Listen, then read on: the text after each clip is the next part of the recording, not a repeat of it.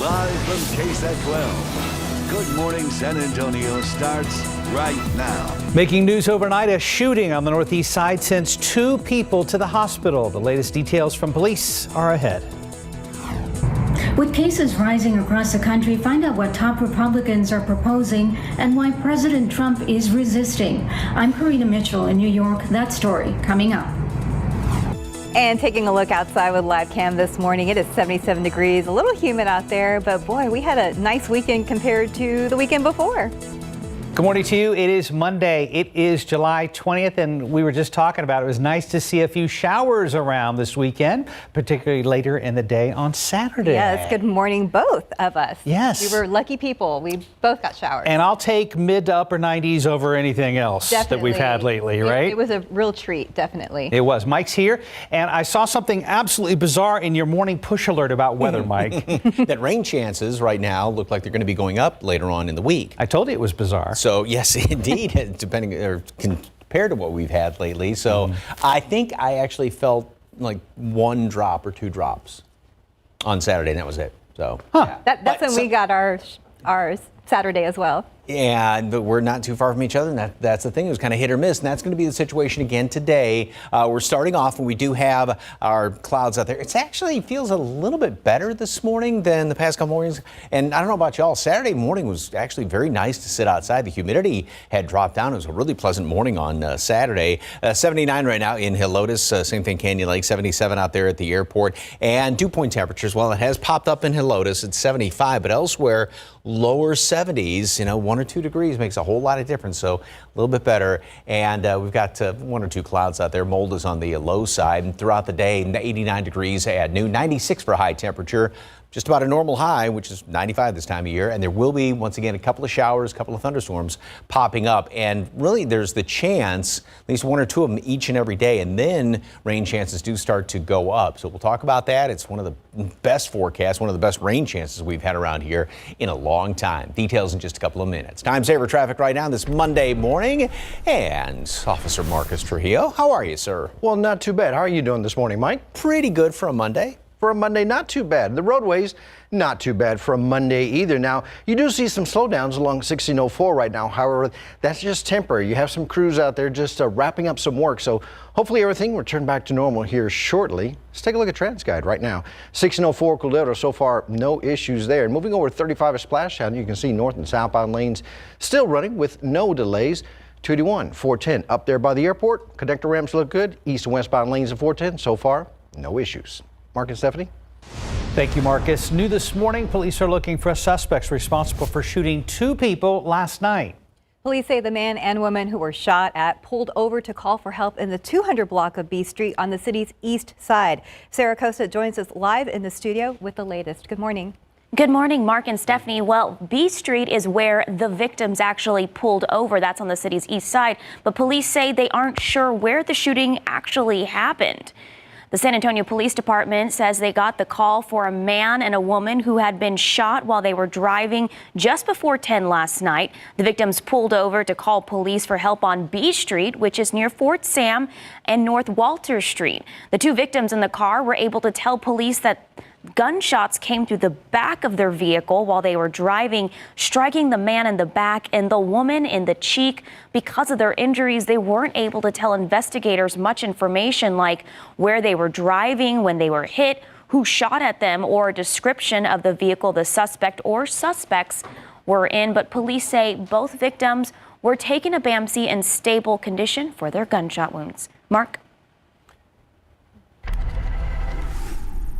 Thank you, Sarah. An afternoon ride out in the Texas Hill Country turned fatal for a group of motorcyclists Saturday afternoon. 3 members of the Thin Blue Line Law Enforcement Motorcycle Club were killed in a head-on crash on Highway 16 in Kerr County. Joseph Paglia, Jerry Wayne Harbor, and Michael White died on the scene. 9 others were taken to area hospitals with injuries.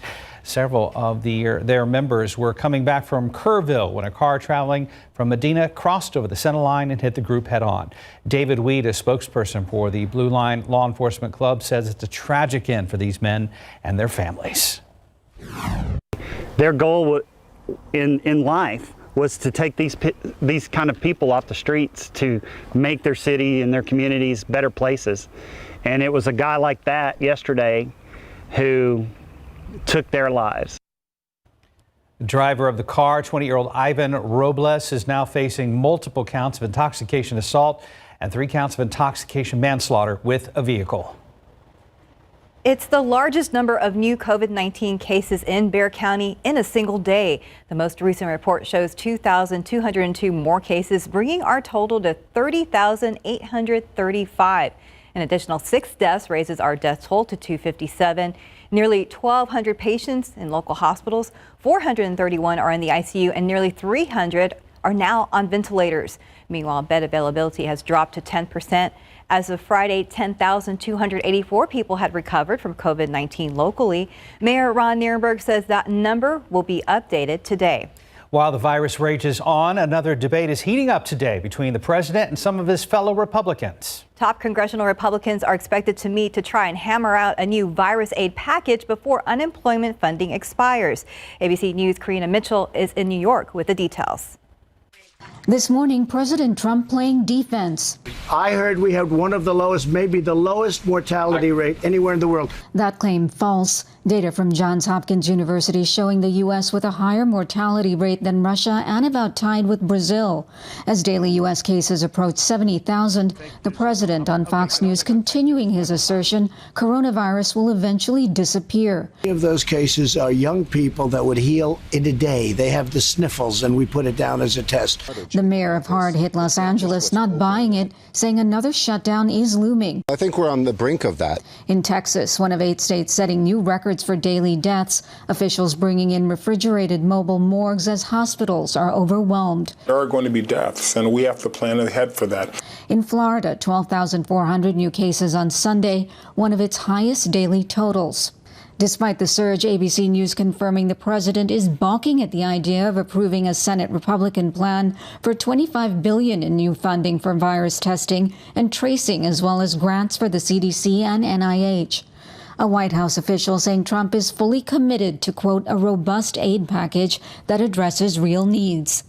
That funding fight could stand in the way of a plan for a new coronavirus package. Without any agreement, more than 25 million Americans could lose $600 a week in federal unemployment benefits that started in March. Karina Mitchell, ABC News, New York. 437, 77 degrees. And still ahead on GMSA, they're being called pandemic pods. Parents gathering up small groups of students and paying for a private teacher. We'll take a first look at what could be a new wave of learning. And up next, the latest on a deadly shooting at the home of a U.S. federal judge overnight. And taking a look outside with live cam, it's only 77 degrees. That's not bad at all. We're going to check in with Mike about what more rain chances possibly. That's coming up after the break.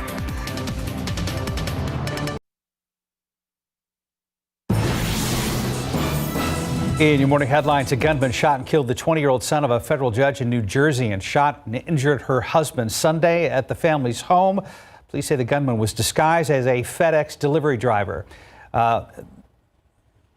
The judge was unharmed. Her husband underwent surgery and is in critical but stable condition. The couple's son Daniel died in the attack at the family's North Brunswick, New Jersey home.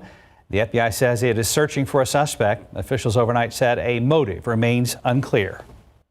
Protests continued in Portland into the early morning hours today. Those demonstrations lasted throughout the weekend. Investigators are reporting that the Portland Police Association's office was set on fire. Nearly 2 months of protests against racial inequality and police brutality have followed the police killing of George Floyd in Minneapolis. Recent controversy in Portland is focused on unidentified federal officers arresting protesters. Department of Homeland Security officers have been seen on camera making arrests and putting protesters into unmarked vehicles.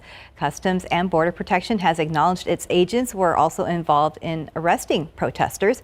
Oregon's Attorney General is suing the DHS. The United Arab Emirates has successfully launched its first spacecraft bound for Mars. The spacecraft, called Hope, launched Sunday morning from Japan. It's expected to reach Mars by February 2021 and will remain in orbit for about 1 Martian year. That's about 687 days on Earth.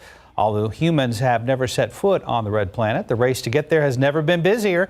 Three countries, the UAE, the U.S., and China, all embarking on missions this summer. They're taking advantage of the biennial window when Earth and Mars are closest together. The objective is to study the planet's weather dynamics and atmosphere. Time now is 4:42 and 77 degrees for now. Some parents looking for new ways to keep their students safe during the upcoming school year. Up next, we'll tell you about pandemic pods.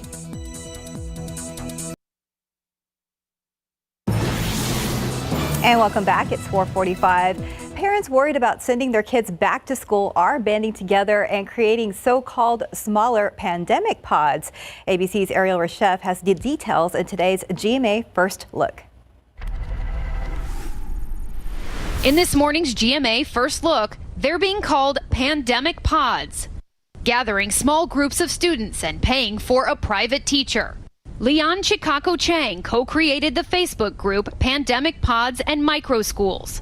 How can we get together with other parents to try to help solve these problems together, share resources, share ideas, connect with other people, and so on?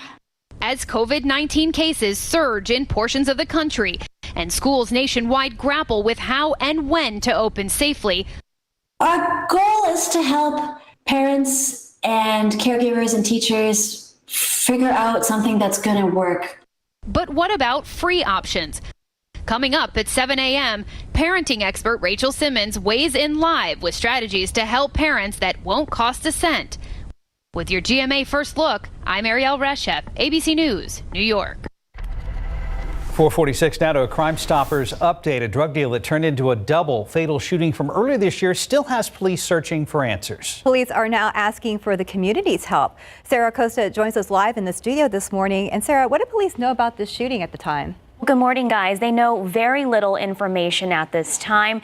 They know they have a description of the suspect's getaway car.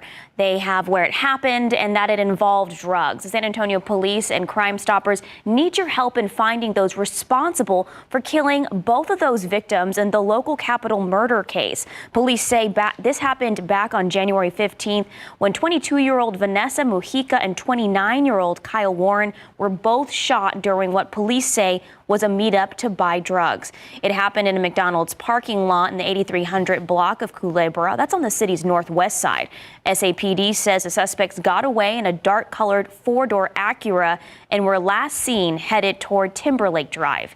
If you have any information on this case, call Crime Stoppers at 210-224-STOP. Remember, you can remain anonymous, and if your information leads up to an arrest, you can get an award of up to $5,000. Mark and Stephanie. Thank you very much, Sarah. With the KSAT app, I just got a traffic alert from Officer Marcus Trujillo. How's it looking out there? Well, it was looking better.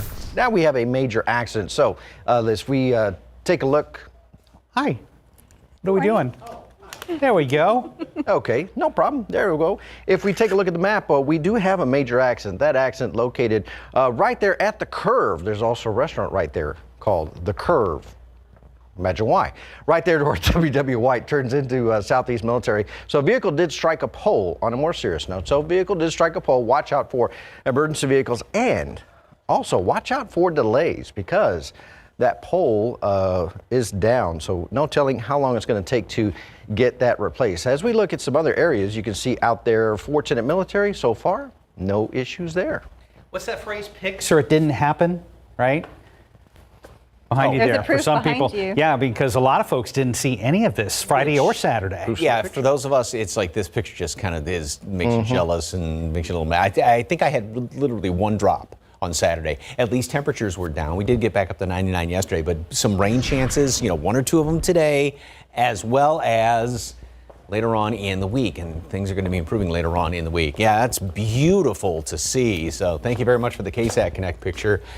I just wish that picture would have been at my house. Anyway, we've got some clouds. I had a lot of clear skies when I came into work about a couple of hours ago, but clouds have started to work their way in here a little bit now. 77 in town, 76 Bulverde, and 73 up the road in Comfort. Humidity is not bad. Again, Saturday morning, we actually had some dew points down about the upper 60s, so it's kind of comfortable to sit outside. And this is, it is humid, yes, but it's not as bad as what it has been in recent weeks. And in the afternoons, humidity is going to be staying up in the about mid 60s. That, though, is going to help out with maybe some rain chances. So here's what's going on radar right now. We do have another little disturbance out here in the Gulf of Mexico, and this is going to start to help to spawn a couple of more showers scattered about the area. Again, most everybody's not going to be seeing rain, but there will be a few of those showers, maybe even a stray thunderstorm or two that's going to be kind of popping up. And actually, it was interesting on Saturday, too. We had a few of those thunderstorms, and they sent out that outflow boundary, that little, it's almost like a mini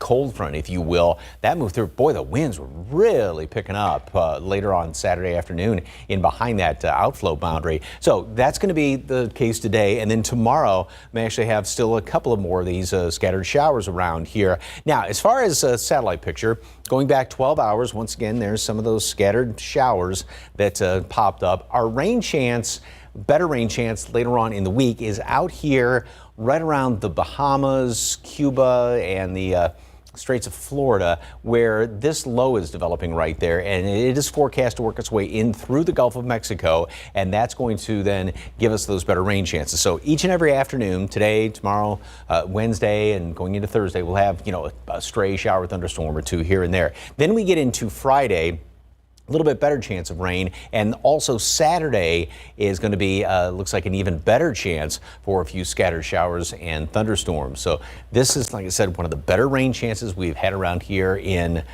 forever, it seems like. Well, since we're basically going back in toward May, just about. 89 degrees today at noon, partly cloudy skies. And then again, a couple of scattered showers, maybe one of those stray thunderstorms around the area. Unfortunately, most everybody's not going to be seeing rain. 96 for high temperature, so just about normal. Temperatures are going to be held in check. Normal lows, highs mid 90s.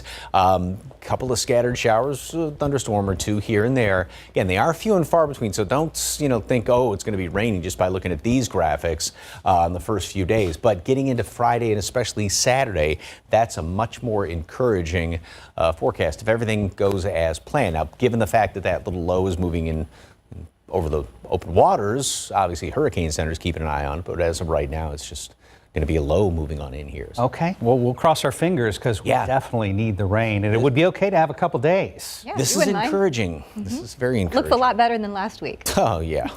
Thank you, Mike. 452, 77 degrees. And still ahead, celebrities continue to salute John Lewis, the Georgia lawmaker and civil rights icon who died Friday at age 80. And let's take a look at your lottery numbers. Pick three numbers, 265, Fireball 7. Your daily four numbers, 5595, Fireball 5. Cash 5, 5, 7, 20, 24, 30. And Lotto Texas, 11, 15, 22, 29, 34, 44.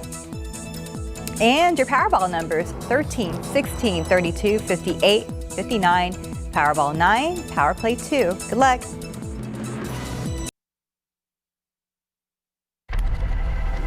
It's about 5 till 5 right now. Many of us are continuing to look back at the life of Georgia lawmaker John Lewis. For the latest on what's happening in Hollywood, here's ABC's Chris Watson. We got a teaser 3 weeks ago. Now Beyoncé's dropped the first trailer for her forthcoming visual album, Black is King. The nearly minute-and-a-half video also gives us our first glimpse of some of the guest stars, including husband Jay-Z, mother Tina Knowles, and Oscar winner Lupita Nyong'o.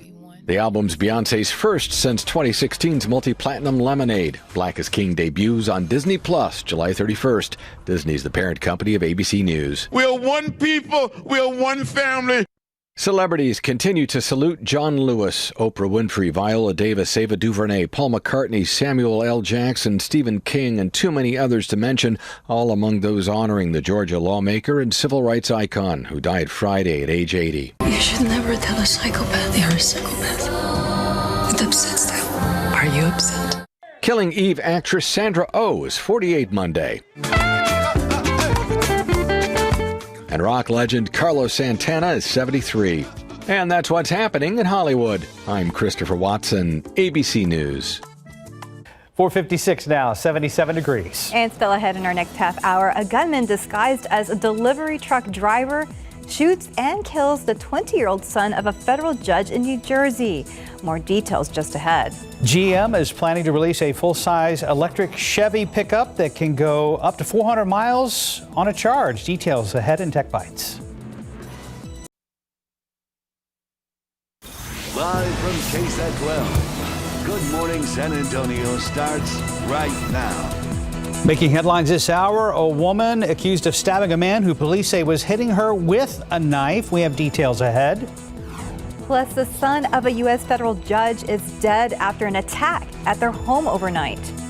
And outside with live cam, we saw a few showers around this weekend, but very few, more moderate temperatures. But wait to see what's in Mike's extended forecast. Just keep in mind, it's called a forecast for a reason. Good morning, everybody. It is Monday. It is July 20th. Good morning. Thanks for being with us this morning. Hope you had a great weekend. I know we were lucky with the temperatures considering. Yeah, and we saw a very pleasant temperature Saturday morning, a shower or two here or there, but it would be nice to get a little bit more substantial rain. Yes, I think so, Mike, right? And it looks like that might happen. Yeah, later on in the week is right now a very encouraging forecast. Between now and then, we'll have a situation like Saturday, like yesterday, where there's going to be just one or two of those stray showers or two kind of popping up around the area. And let me get my computer to work here. And it's not going to work for me? Nope, it's not going to work for me, unfortunately. All right, well, we will get to some of the temperatures right now. And you can see that it is 77 degrees here in town, 75 Valverde, and 72 in Rio Medina. The humidity it's up there, but it is okay, I guess you could say, when you step outside this morning, especially in parts of the hill country. And yeah, Saturday morning, we in town had dew points down in the upper 60s, so it was a little bit more comfortable. Mold and pigweed are both on the low side. Throughout the day today, we had a lot of clear skies earlier, and now a couple of clouds moved on in here, so we'll have our morning clouds. And then we'll have sort of a mixture of sunshine and clouds. More like, I think, what we had on Saturday. Yesterday was a little clearer. Yesterday actually got up to 99. Saturday we stayed in the mid-90s, and that's where we're going to be later on today. A couple of showers, a couple of thunderstorms out there. And again, same situation tomorrow, Wednesday, about Thursday as well. And then we're looking to the Gulf of Mexico for another more potent system to move on in here and some better rain chances. Some of the best rain chances we've seen, it seems like, in forever. Details coming up in a couple of minutes. Time saver traffic right now. Here's Officer Marcus Trujillo. Still got that big accident out there? We do, Mike. And for that, we're going to go to the southeast side. We're going over right to the curve, that curve being right there where W.W. White and Southeast Military Drive meet. So watch out for a number of emergency vehicles. The vehicle did strike a pole, so there is a pole that has been knocked down. So no word on what type of services may have also been interrupted as a result of that accident. Let's take a look outside through TransGuide here in the downtown vicinity. 35 aside Monaco. So far, no issues for the north or the southbound lanes. Mark and Stephanie. Marcus, thank you so much. 5:02 right now. New this morning, San Antonio police are investigating an overnight stabbing that sent one man to the hospital. Sarah Costa has been following the story, and she joins us in the studio right now. Now, Sarah, what's the latest from the investigators? Good morning, Mark and Stephanie. Well, investigators say this violent scene unfolded just before midnight on the southeast side of town. This is a video from when it happened in the 3000 block of East South Cross. That's near Pecan Valley Drive and I-37. Here's what we were told at the scene about the two people involved. Police say the man was allegedly hitting the woman, and that's when police say the woman grabbed a kitchen knife and stabbed him in the stomach. Police are investigating whether or not this was self-defense. The man was taken to University Hospital and is expected to be okay. Police tell us the woman was detained at the scene, and charges at this time are still pending. Mark and Stephanie. Sarah, thank you very much. Governor Greg Abbott says 5 U.S. Navy teams have been deployed to South Texas to help in the state's COVID-19 response. The governor says 1 U.S. Navy acute care team will provide support at Valley Baptist Medical Center down in Harlingen, and 4 U.S. Navy rural rapid response teams will support hospitals in Del Rio, Eagle Pass, and Rio Grande City.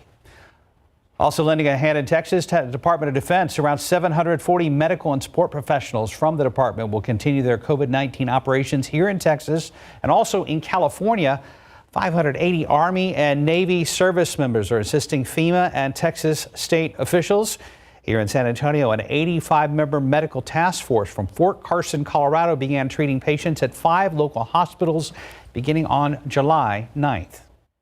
Some Harlandale ISD teachers are asking administrators to hold off in-person instruction this fall semester. On Sunday afternoon at Harlandale Memorial Stadium, they voiced their concerns on returning to school as COVID-19 cases continue to surge in the area. The president of the Harlandale Education Association says they are asking for flexibility to do 100% remote learning until it's safe to return.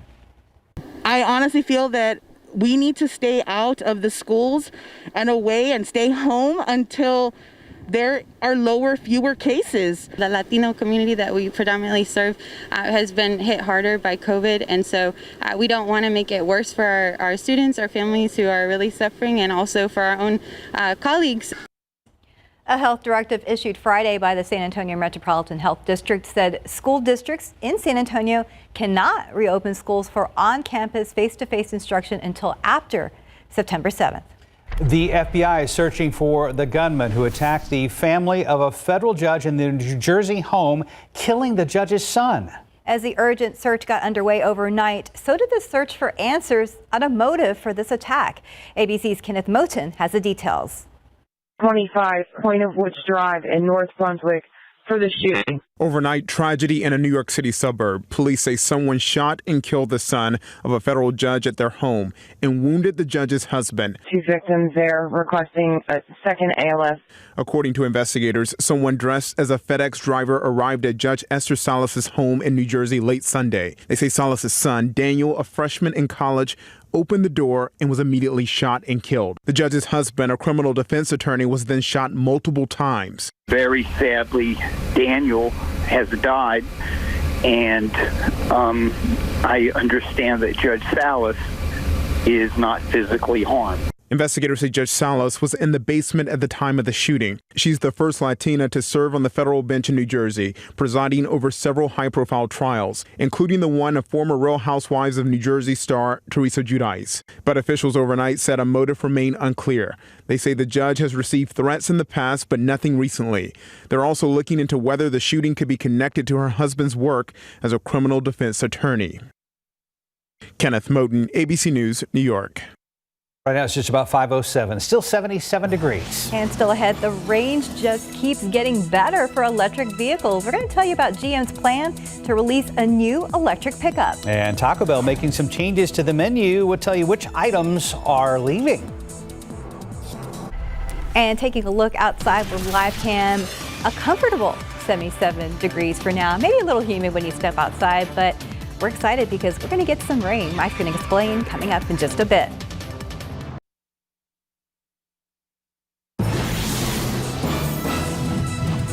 .510. It's time for some of the top consumer stories that are making headlines today.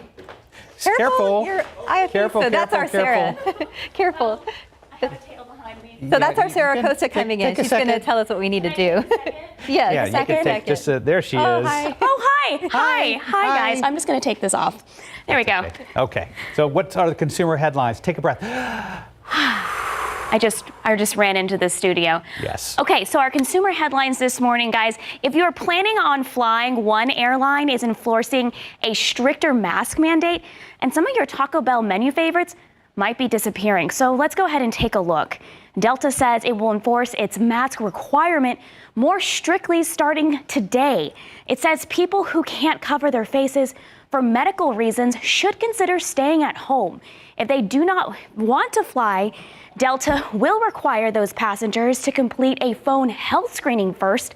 The airline will then use the results to determine if a given traveler can board its aircraft without a mask. And people who drive Subarus continue to go back for more. That's according to J.D. Power. Subaru has the highest loyalty rate.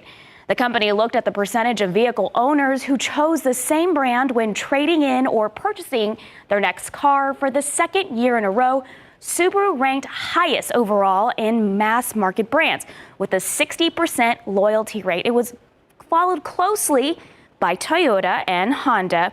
As for luxury vehicles, Lexus ranked highest with a 48% loyalty rate. Coming in second was Mercedes-Benz and then BMW in third. And Taco Bell fans have some changes coming their way. The popular chain says its menu will be different next month to reflect how its restaurants are operating during the pandemic. It's getting rid of the grilled steak soft tacos, the 7-layer burrito, as well as a few specialty and snack items.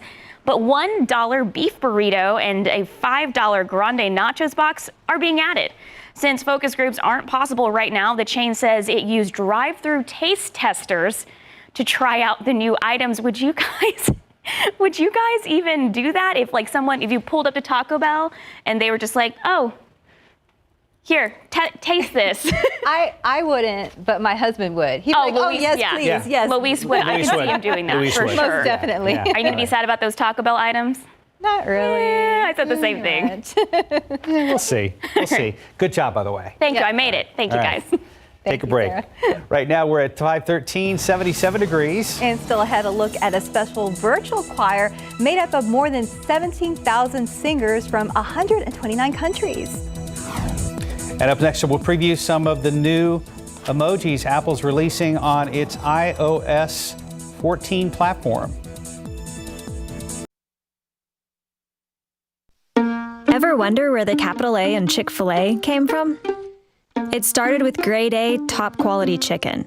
But we believed everything, not just the food, should be grade A.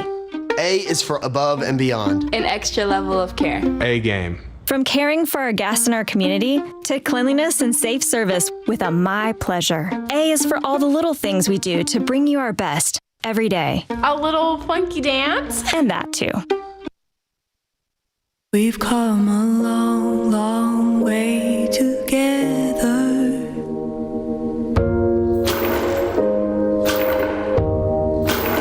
I have to praise you like I should. I'm 53, but in my mind, I'm still 35. That's why I take Osteo Biflex to keep me moving the way I was made to. It nourishes and strengthens my joints for the long term. Osteo Biflex, plus vitamin D for immune support. General Motors betting big on the future of electric pickup trucks. ABC's Kenneth Moten has today's Tech Bites.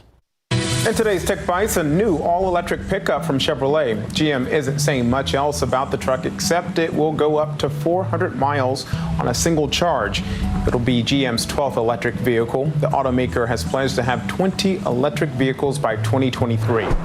Hope is on the way to Mars. The spacecraft from the United Arab Emirates named Hope launched the probe Sunday. It's scheduled to reach Mars orbit in February to study weather on the red planet. It's the first mission of its kind from the Arab world. Apple is offering a sneak peek from its newest line of emojis. The company previewed more than a dozen symbols and characters, including a dodo bird, a ninja, and a human heart.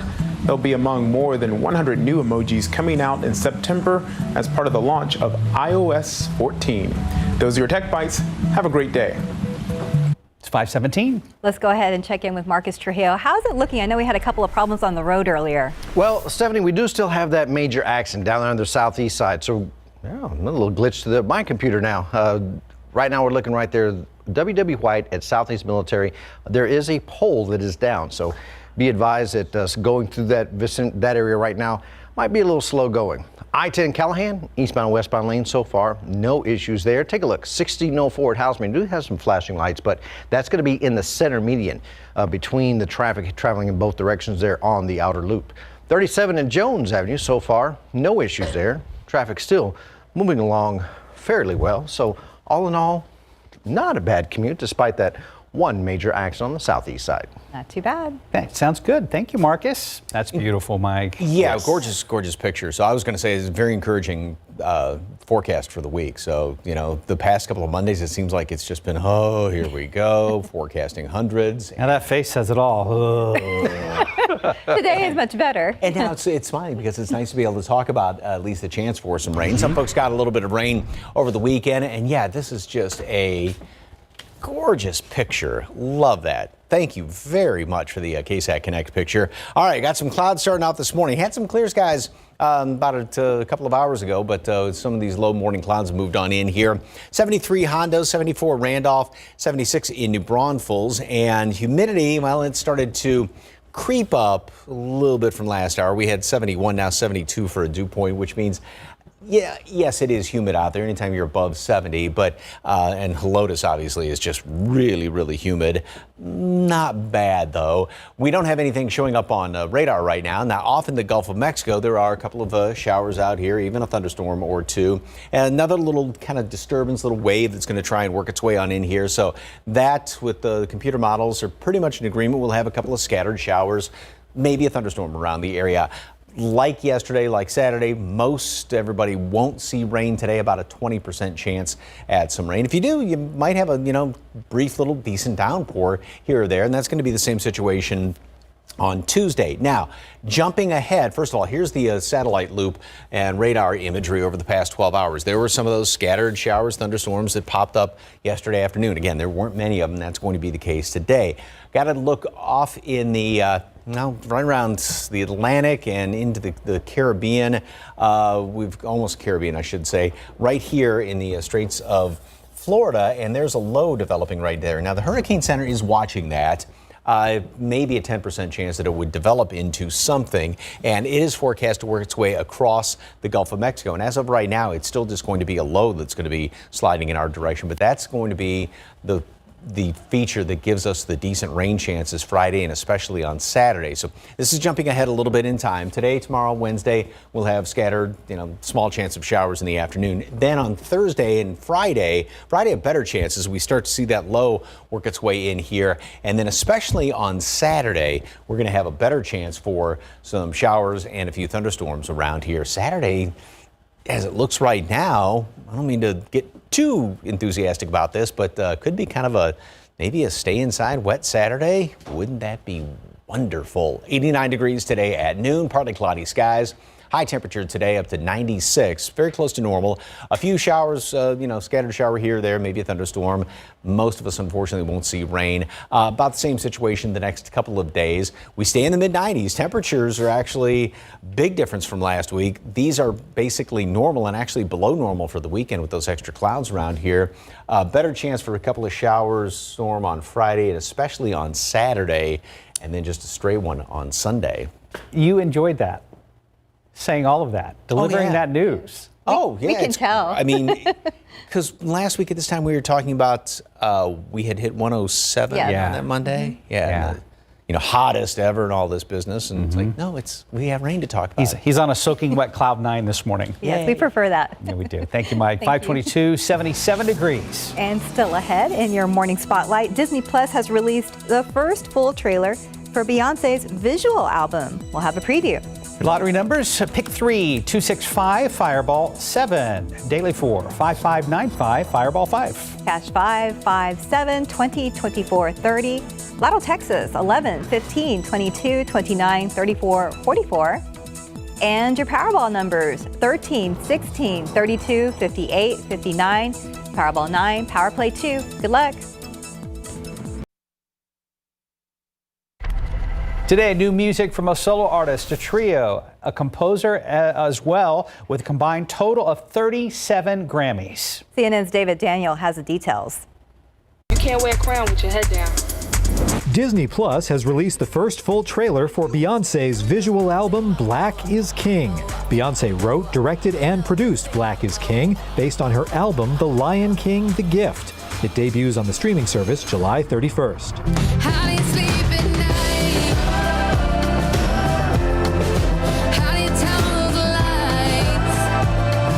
The Chicks are out with their first new album in 14 years, and their first since dropping Dixie from their name. Gaslighter includes this song, Sleep at Night, about heartbreak and betrayal, with a video consisting of a single extended take.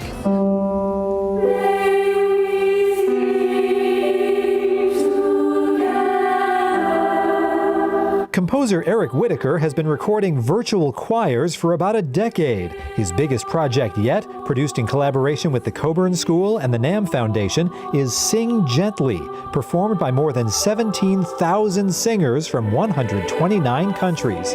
Whitacre says he was moved by the worldwide effects of the pandemic and aims to offer hope and relief for the sadness and suffering of others. You can find it on YouTube, and yes, everyone involved gets their name in the credits at the end. Singing along, uncredited in Hollywood, I'm David Daniel. He always comes up with the quirkiest stuff at the end of his stories. Uncredited, yeah. Uncredited. It's 527, 77 degrees. And still ahead, the mayor of Oregon's largest city responding to the presence of federal agents as Portland continues to see nightly protests since the killing of George Floyd. Tensions building between the president of the United States and Joe Biden in the battle for the White House. We'll have the latest on a new poll just released. Plus, we'll hear from some of the NFL's biggest stars who are pushing the league over COVID safety concerns and getting football started again.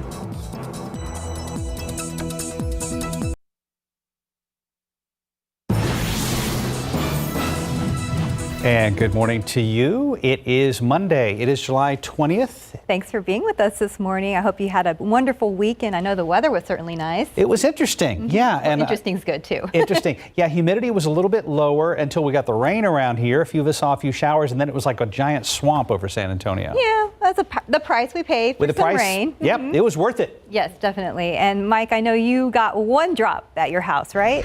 Basically, that was about it. Did feel the nice effects of that outflow boundary on Saturday that moved through town. Wow, the winds were really blustery in behind that. We do have more rain chances, though, coming up this week. Now, the next couple of days, it's going to be just the scattered variety like we had yesterday, like we had on Saturday.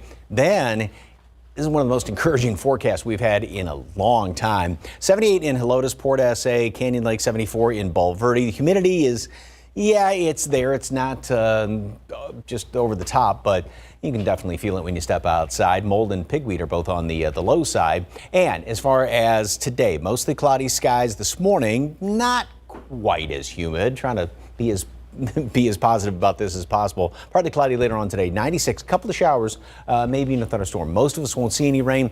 But if you do, could be an okay shower here and there. Same thing the next couple of days. Partly cloudy, mid-90s, couple of showers here and there. Then we go into the weekend. Friday and Saturday, mainly. Best chance of rain in a while around here. There's a disturbance that's going to be moving in from the Gulf of Mexico again, and this one's got a little more oomph to it. So this is nice, and it's still a few days away, but we're going to keep track of this. Details coming up in just a couple of minutes. Time saver traffic right now. Here's Officer Marcus Trujillo. What's the latest, sir? Well, Mike, as we take a look, we're still following that one major accident, still in the clearing stages there, right there, W.W. White at Southeast Military Drive, right there at the curve. So watch out, a pole was knocked down during that accident. So there'll be a number of emergency vehicles out there right at the scene. Let's take a look outside through TransGuide. Right now, 3735 here in the downtown area. So far, no problems there. Stephanie? Thank you, Marcus. A driver may owe his life to a stranger. San Antonio police say that person pulled him out of his burning car after he drove off a far north side highway. Katrina Weber is live where it happened near Loop 1604 and Bitters Road. And Katrina, is there any word on the condition of that driver? Well, police did not give us specifics, although we know that that driver did have some injuries. He was taken to a hospital by EMS. The police say they found him here on the access road, and we can still see some foam from where firefighters had to clean off the area. Police say that that driver was headed east on Loop 1604 when he got into trouble between Northwest Military and Bitters Road. They say for some reason his car went off the highway shortly before 2:30 this morning. It went into a narrow dip between the main lanes and access road, and when the front end hit, the car burst into flames. Police say someone from another car got out and was able to help that driver get out of his burning car, and they are still investigating this. Firefighters did arrive, and again, they put out the flames and had the man taken to a hospital.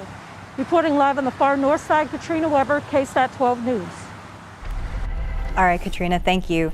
U.S. Marshals and the FBI are looking into a shooting that happened at a federal judge's home in New Jersey. A law enforcement official reported that the gunman appeared to be wearing a FedEx uniform. The home belongs to federal judge Esther Salas. Her 20-year-old son was shot and killed. The gunman also shot her husband, who was last reported in critical condition. Judge Salas was not harmed in that shooting. She was appointed to the bench by President Barack Obama 9 years ago. Salas is the first Hispanic woman to serve on a federal bench in New Jersey. Her husband is a defense attorney, but right now it's not known who was targeted in this attack. Investigators still looking for that shooter. Protests continued in Portland, Oregon into the early morning hours today. As CNN's Reed Binion reports, those demonstrations also lasted throughout the weekend. Our community has had enough. Our business owners have had enough. Our officers have had enough, and Portland has had enough. Portland Police Association President Daryl Turner addressing the city's weekend protests, which authorities declared a riot after police say the association's office was set on fire. Nearly 2 months of protests against racial inequality and police brutality have followed the police killing of George Floyd in Minneapolis. Recent controversy in Portland has focused on the unidentified federal officers arresting protesters. Department of Homeland Security officers have been seen on camera making arrests and putting protesters into unmarked vehicles. And Customs and Border Protection has acknowledged its agents were also involved in arresting protesters.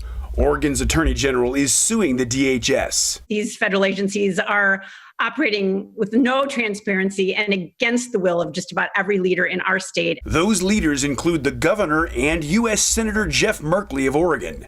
Portland's mayor also speaking out. People are being literally scooped off the street into unmarked vans, denied due process. As far as I can see, this is completely unconstitutional. Protests also playing out in Seattle over the weekend, which resulted in arrests, damage to police property, and one officer being taken to a hospital, according to the Seattle Police Department. I'm Reed Binion reporting. Today is Moon Day, marking the 51st anniversary of the first lunar landing. President Richard Nixon made the first Moon Day proclamation for July 20th in 1971, 2 years after the landing. Landing on the moon has been hailed as the single greatest technological achievement of all time. While you're looking at it, you can also look for the comet Neowise along the northwestern horizon.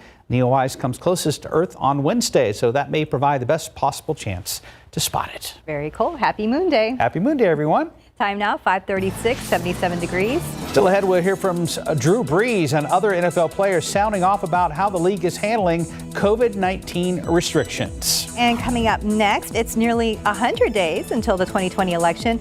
President Donald Trump sharpening his attacks on Joe Biden as the poll is released that shows who Americans say they trust more. Outside with Live Cam, wait till you see Mike's forecast going into the weekend. Things could get interesting around South Texas. We have the details coming up.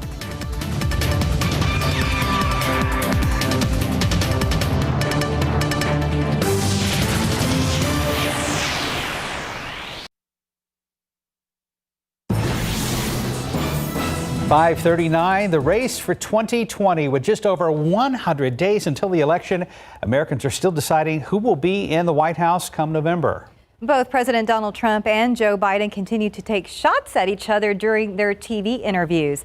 ABC's Andrew Dimbert reports.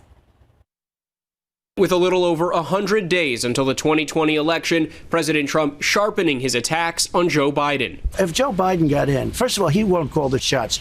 The people, the radical left people that surround him will call. In that Fox News interview, Chris Wallace pressing President Trump on his repeated claims that his likely opponent isn't fit for office. I tell you what, let's take a test. Let's take a test right now. Let's go down. Joe and I will take a test. The president falsely insisting that Biden supports defunding the police, accusing Democrats of making America less safe. Biden wants to defund the police. Sir, he does not. Did you read the charter that he agreed to? It says nothing about defunding the police. Oh, really? The Biden campaign calling that a smear and a lie and blasting the president for his handling of the pandemic, saying in a statement, there is one candidate in this race who has failed to keep the American people safe this year, Donald Trump. Mr. President, please listen to your public health experts instead of denigrating them. Do your job, Mr. President. And with that new ABC News Washington Post poll finding Americans trust Biden on the virus by a 20-point margin, the president asked point blank, will he accept the election results come November? Can you give a direct answer? You will accept the election? I have to see. Look, I have to see. No, I'm not going to just say yes. I'm not going to say no, and I didn't last time either. The Biden campaign had a response for that, too, saying the American people will decide this election, and the United States government is perfectly capable of escorting trespassers out of the White House. That was ABC's Andrew Dimbert reporting. Time now, 5:41 and 77 degrees for now. Up next on GMSA, look at how NFL players are coming together on social media, demanding the NFL take action when it comes to playing games amid the pandemic.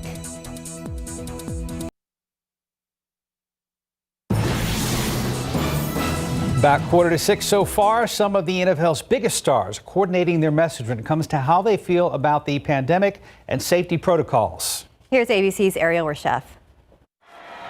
Just days before the start of training camp, the NFL's biggest stars blitzing the league over COVID safety concerns, complaining they haven't been informed of a plan to address testing and social distancing. Drew Brees taking to Twitter saying, "We need football, we need sports, we need hope. If the NFL doesn't do their part to keep players healthy, there is no football in 2020.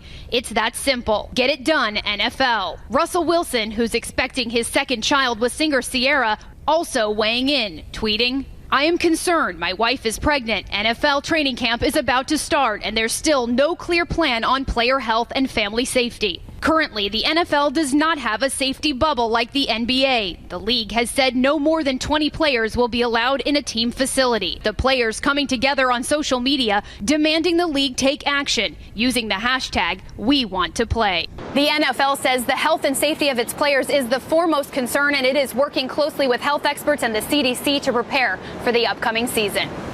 Ariel Reshef, ABC News, New York. Well, on-demand, in-depth perspective. That's the goal of our new weekly digital program, KSAT Explains. This week, the KSAT Explains team is taking a deep dive into coffee culture. Here's a preview. It used to be just a morning beverage, the drink you needed to start your day, something you ordered with breakfast at a diner. But now it seems coffee is ingrained in our culture. Coffee houses have become social spots. We wanted this to be a place that was community oriented. Coffee orders have become more sophisticated. It's so nuanced, depending on how much water you put in, how much you grind it, what your brew process is, and the way it's processed. Coffee mugs have become trendy. Everything here, especially at the warehouse, is kind of a raw, rustic, industrial feel. And over the years, more and more local entrepreneurs have made coffee their livelihoods. Just seeing coffee businesses start growing up, especially here in San Antonio, there's a lot more shops, local shops establishing in the past 2 years. So how did that happen?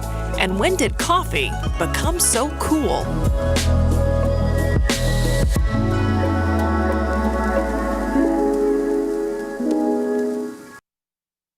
Explains coffee culture will be available to stream on demand this Thursday on KSAT TV, available on Roku, Fire Stick, or most other smart TV devices. It will also be available at ksat.com/explains. And I was telling Stephanie this morning, I was trying to be bougie with making my own latte, with steaming my milk, and I was rushing out the door, and that steamed milk, bam, like all over the dress, all over the hair, the makeup. You had to change. I had to change, but we love this dress. Well, you know what I did? I remade the latte. Instead of saying screw the latte, I was like, That's smart. That's dedication right there. Yeah. See, coffee is a necessity. It's so necessary. Yes. Myra said her quote was, what was it? When did coffee become so cool? It's always been cool. Oh, yeah. We need it here. Very much vital. so. Sarah, thank you very much. And if you missed it, you need to go watch it again, because former Weekend KSAT anchor Charles Gonzalez is in there. Yeah. Got the gray beard going on here. Almost looks like a character from Pirates of the Caribbean, but we miss him. Yes, we miss him. Yeah, a totally different look for him. Yeah, and he's steeped deeply into the coffee industry right now. Yeah, it's great to see his career grow. 5:47. Let's check traffic with Officer Marcus Trujillo. Well, right now as we take a look, still clearing up that accident down on the southeast side there, Southeast Military at WW White. Shouldn't be there too much longer, hopefully. And then take a look outside through TransGuide up there by the airport. 281, 410 down below, east and westbound lanes of 410 moving along nicely, and no delays on the connector ramps. Thank you, Marcus. What's the latest, Mike? Well, still got some encouraging rain chances. A couple of them today, but in the next couple of days. But then by the weekend, it's looking very promising right now. Won't be a drought buster, but anything we can get substantial will help. Right. And speaking of substantial, I mean, any of the showers like over the weekend, some folks that were lucky enough to get one of those showers, they were nice. Yeah, I mean, it didn't last all that long. Thanks, Stephanie, for pointing that out. I even saw a rainbow this weekend briefly. Yeah, so I didn't see nothing. So, and most everybody didn't see rain, but we will see some the next couple of days. All right, take a look at this picture, and first of all, take a very close look at it. And do you see the face? The face? Yes. Yep. It's hard to miss. Right there. Yep. To me, it almost looks like the old the Father Christmas Oh, yeah. kind of face. Yeah, a little bit. A little bit with a little bit of a beard and wearing a pirate hat. a hat. Oh, I yes. mean, it's almost Or a big Fiesta hat. very right? cool looking, though. Thank you very much for that. That was obviously one of those big storm clouds that developed. We got, speaking of clouds, a few of them out there right now, and temperatures are, normal low is 75 degrees, so we're in the ballpark of that. 78 Castroville, 71 in Comfort, and humidity is okay, not as high as what it had been a couple of weeks ago, but obviously it's higher in the morning hours, and then it will drop down somewhat. Not bone dry air, though, this afternoon, so that's what's helping to feed some of these showers. Now, we do have a disturbance out here in the Gulf of Mexico, and that's going to be pushing on in here, and that's going to give us some rain chances, which computer models do indicate. A couple of scattered showers around, maybe a thunderstorm later on today. Kind of few and far between, like the past couple of days. Most everybody won't see rain, but at least there's another chance tomorrow as well as Wednesday. And you really can't rule it out each and every day this week. Same thing again tomorrow. Yesterday, there were, as this loops back on through, there were the showers that popped up in the afternoon, even a couple of thunderstorms out there. But what we're looking at for the end of the week is this low out here, right off the tip of Florida, and Hurricane Center obviously is keeping tabs on this, but as of right now, it's just maybe a 10% chance that it would develop into anything, but it is going to work its way across the Gulf of Mexico and move on in here again by later on in the week. That's what it looks like now. That's what it looked like yesterday as well. So if we continue to see the consistency in the forecast, that's always good news as well.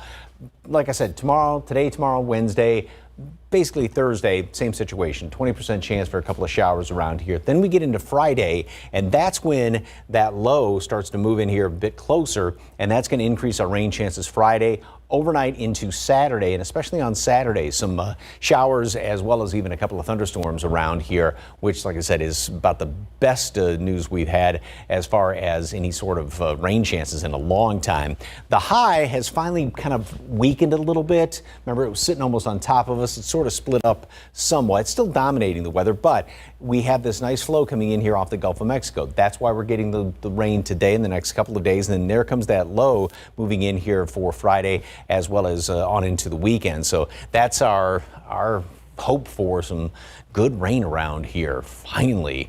89 degrees today at noon, partly cloudy skies, and then a high temperature today up to 96. 95's normal high, and again, a couple of showers, maybe a thunderstorm or two, very few and far between, but you could have a decent little brief summer downpour if you get one of these showers. Same thing tomorrow, Wednesday, and then maybe a better shot slightly on Thursday. Temperatures are going to be held in check near normal or actually below normal by the weekend. And the best hope is going to be later Friday and Saturday for some rain. And you said Saturday could be a stay inside kind of day? Really? You know, it's still 5 days off. A lot can change, but that's, you know, kind of the please, yes, oh, yes. That'd be great. He's going to will it to happen. I hope so. Well, that'll be great to have to stay inside because of rain instead of because of the extreme heat. Correct. So we will take that. Correct. Thank you, Mike. Thank you. 5:52, 77 degrees. And more than 30 years later, Creedence Clearwater Revival drummer Doug Cosmo Clifford releasing a new album. We're going to get the inside scoop after the break. How about more lottery numbers? Why not? Pick three numbers, 265, Fireball 7, Daily 4, 5595, Fireball 5. Cash 5, 5, 7, 20, 24, 30. Lotto Texas 11, 15, 22, 29, 34, 44. And your Powerball numbers 13, 16, 32, 58, 59. Powerball 9, Power Play 2. Good luck.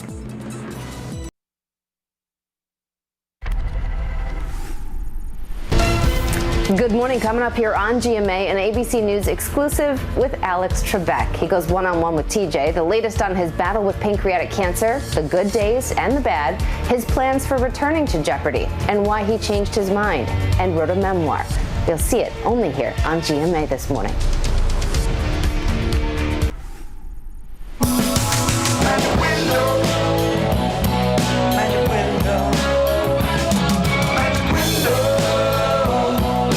After 35 years, Doug Cosmo Clifford has released his lost album, Magic Window. And I was putting this thing together to try and get a recording deal back in '85. Everything was going along pretty well. And then a certain fellow said that he was going to sign me. And so the following week, I was going to be signed, and I'm feeling pretty good about things. And he gets sick and decides he doesn't want to do it anymore, and he gets out of the business, and there goes my project. So.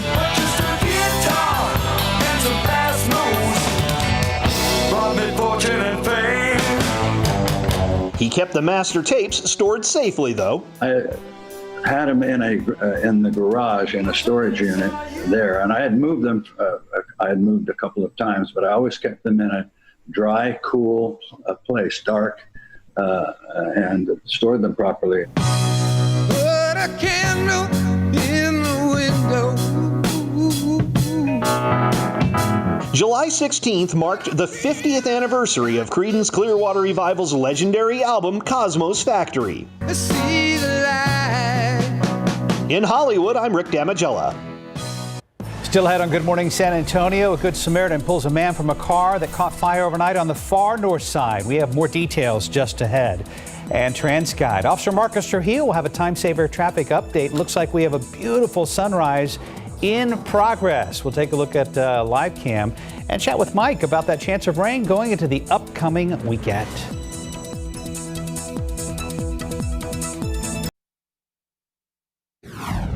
Quick thinking by a driver helped save another man from a vehicle fire early this morning. We'll learn more about the rescue in just a moment. With cases rising across the country, find out what top Republicans are proposing and why President Trump is resisting. I'm Karina Mitchell in New York. That story coming up. And taking a look outside with live cam, it is a nice 77 degrees. We had a great weekend. We're going to check in with Mike in just a bit. Live from KSAT 12, Good Morning San Antonio starts right now. And good morning to you. It is Monday. It is July 20th. Thanks for being with us this morning. I hope you had a wonderful weekend, and I hope you had a chance to make it outside. It was nice. It wasn't bad this weekend. Not as hot as it has been in the last couple of weeks, and we also saw a shower or two around town. Yeah, not too bad. Mark and I, some of the lucky ones. Mike, not so much, but we can tell you this, if you're just now tuning in, he is extra upbeat this morning. Well, instead of, what was it, last week at this time we were talking about record high temperatures up in the hundreds, and this week we're talking about some rain chances, which, yeah, a couple of thumbs up with all that. And temperature stayed in the mid-90s Saturday. We had that gust front move through and kind of breezy in the afternoon. We did have a lot of clouds around yesterday, a couple of showers around, but we did sneak up to 99 yesterday. Today, it's not going to be quite that hot. 77 in town, Lotus, 78 Canyon Lake, and 76 down the road in Pleasanton. Humidity, yeah, it's there. Not ridiculously high, but high enough to where you notice it when you step outside this morning. Mold and pigweed are both on the low side. And throughout the rest of today, temperatures drop down maybe a degree or two this morning, right around mid-70s. And then we're going to continue the warming process, obviously, and we'll jump up all the way into the upper 80s and maybe some low 90s by noon. And then we're going to be topping off in the mid-90s later on today. And the nice thing is there will be one or two showers or even a storm out there. Unfortunately, most of us won't see rain today. Now, the same situation is going to exist the next couple of days. Then we get into the weekend and rain chances do go up. Some of the best rain chances we've seen around here in a long time. Details in just a couple of minutes. Time saver traffic right now. Officer Marcus Trujillo, and had a couple of doozy accidents this morning. Is that still going on? Well, we've got a second one. We've been following one down there on the southeast side. Now we have another one, and the second one is on the highways. So, folks, as we zoom in to this first one here, W.W. White at Southeast Military, that one's just about cleared up. Now we have this one on the main lanes of 410, southbound main lanes of 410 right there at 37. So watch out for a number of emergency vehicles responding to that accident as well. Let's take a look outside through TransGuide. Up there by the airport, things still looking great, both on the connector ramps and also down below on 410 on the eastbound and the westbound lanes. Mark? Thank you, Marcus. New this morning, a man is recovering in the hospital after he was rescued from his burning car. It happened just before 2:30 this morning on 1604 eastbound between Northwest Military and Bitters. Police tell the victim's car caught fire when it drove into a steep, narrow dip between the main lanes and the access road. A person from another vehicle pulled the man out of his car before officers arrived on scene. The man was taken to University Hospital in stable condition. Our Katrina Weber will have more on this story in our next half hour. And this morning, police are looking for the suspects responsible for shooting 2 people last night. Police say the man and woman who were shot at pulled over to call for help in the 200 block of B Street on the city's east side. Our Sarah Costa is live in the newsroom with the latest. Good morning, Stephanie. Well, the victims pulled over on B Street on the city's east side, but police say they aren't sure where the shooting actually happened. The San Antonio Police Department says they got the call for a man and a woman who had been shot while they were driving just before 10 last night. The victims pulled over to call police for help on B Street, which is near Fort Sam and North Walter Street. The 2 victims in the car were able to tell police that the gunshots came through the back of the car while they were driving, striking the man in the back and the woman in the cheek. Because of their injuries, they weren't able to tell investigators much information like where they were driving when they were hit, who shot at them, or a description of the vehicle the suspect or suspects were in. Police say both victims were taken to BAMC in stable condition for their gunshot wounds. Mark. Thank you, Sarah. A woman's in custody after police say she stabbed a man with a kitchen knife. This happened just before midnight in the 3000 block of East South Cross. That's near Pecan Valley and I-37. Police tell us the man was allegedly hitting the woman. He was taken to the hospital in stable condition, has a small cut to the abdomen. Police are investigating whether this was self-defense. San Antonio police need your help tracking down a man who robbed a U-Haul store. It happened back on July 7th. Police say this man walked into the U-Haul store at Loop 410 in Vance Jackson. He grabbed a ball and hitch and threatened someone in the store to give him keys to a truck. He then drove off. Police also need your help finding the driver responsible for a hit and run. Police say it happened back on June 14th. 17-year-old Joshua Fuentes was riding a motorcycle when a driver cut him off on Southwest Military. He hit the median and flew off, and a driver in a gray truck hit and killed him. Surveillance video shows the truck's driver stopping to fix the damage and someone else in a white van pulling up alongside of them. Both drivers then took off. If you know anything about either of these cases, call Crime Stoppers at 210-224-STOP. It's the highest number of COVID-19 cases we have seen in Bexar County in a single day. Health officials reporting 2,202 new cases in Bexar County yesterday, and 6 more people died from the virus as well. Mayor Ron Nirenberg says the spike in cases is likely from the 4th of July weekend. He tweeted that it was clear the community did not take the holiday weekend as seriously as they should have. As of right now, 10% of staffed hospital beds are available in the county. Governor Greg Abbott says 5 U.S. Navy teams will be deployed to help South Texas fight the coronavirus.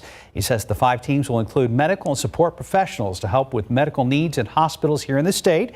Governor Abbott says the assistance from federal partners will help to keep Texans safe during the pandemic. According to Texas Health and Human Services, there are more than 144,000 active cases of COVID-19 in all of South Texas. There are a little more than 3,800 health facilities across that same area. While the virus continues to impact the United States, another debate is heating up today. Top congressional Republicans are expected to meet and draft a new virus aid package before unemployment funding expires. ABC News' Karina Mitchell has details. This morning, President Trump playing defense. I heard we had one of the lowest, maybe the lowest mortality rate anywhere in the world. That claim false. Data from Johns Hopkins University showing the U.S. with a higher mortality rate than Russia and about tied with Brazil. As daily U.S. cases approach 70,000, the president on Fox News continuing his assertion coronavirus will eventually disappear. Many of those cases are young people that would heal in a day. They have the sniffles, and we put it down as a test.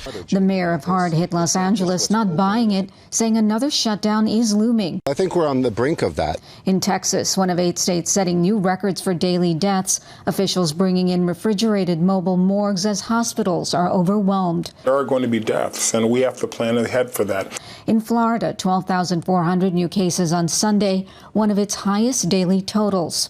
Despite the surge, ABC News confirming the president is balking at the idea of approving a Senate Republican plan for $25 billion in new funding for virus testing and tracing, as well as grants for the CDC and NIH. A White House official saying Trump is fully committed to, quote, a robust aid package that addresses real needs. That funding fight could stand in the way of a plan for a new coronavirus package.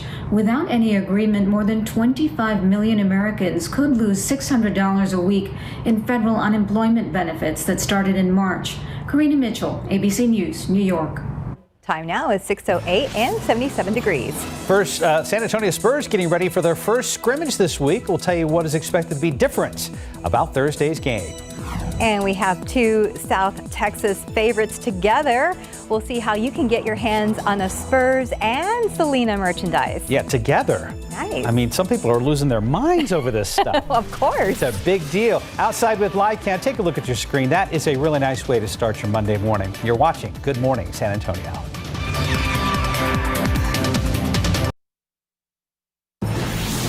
$612, a popular Netflix star, is trending online after he made a big commitment in Austin. Plus, Selena and Spurs fans given a nice surprise over the weekend. Our Sarah Costa joins us live in the studio with the details. Good morning, Sarah. Hi, Sarah. Good morning. I know you guys are really excited about that Selena merchandise. Yes, both of us. Stephanie is, Marcus, I am too.